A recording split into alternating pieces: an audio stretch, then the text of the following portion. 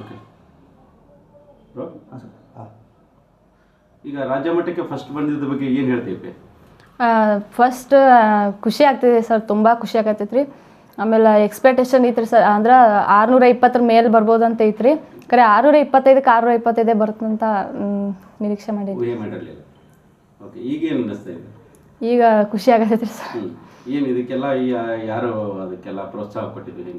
ನಮ್ಮ ಸ್ಕೂಲ್ ಒಳಗಿನ ಟೀಚರ್ಸು, ಆಮೇಲೆ ನಮ್ಮ ಹೆಡ್ ಮಾಸ್ಟರ್ಸು, ನಮ್ಮ ಪೇರೆಂಟ್ಸು ಎಲ್ಲರೂ ಭಾಳ ನಮ್ಗೆ ಅಂದ್ರೆ ಪ್ರೋತ್ಸಾಹ ನೀ ಮಾಡು. ಆಮೇಲೆ ಸೋರ್ಸಸ್ ಎಲ್ಲ ನನಗೆ ತಂದು ಕೊಡ್ತೀವಿ ಸರ್. ಯಾವ ಶಾಲೆ ಒಳಗೆ ಗೊತ್ತದ? ಸರ್ಕಾರಿ ಪ್ರೌಢಶಾಲೆ Katageri, government high school. Government high school. ನಮ್ಮದು ಪ್ರಾಪರ್ ಹಲ್ಯಾಳ್ ಸರ್, ನಾವಿರೋದು ಅತನಿಯಲ್ಲಿ.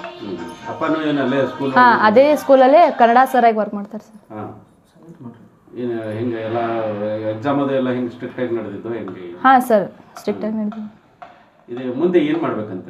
ಮುಂದೆ PUCಯಲ್ಲಿ ಸೈನ್ಸ್ ತೊಗೊಂಡು ನೀಟ್ ಮಾಡ್ಬೇಕು ಅನ್ಕೊಂಡು. ಮುಂದೆ ಡಾಕ್ಟರ್ ಆಗಬೇಕು? ಹಾಂ ಸರ್.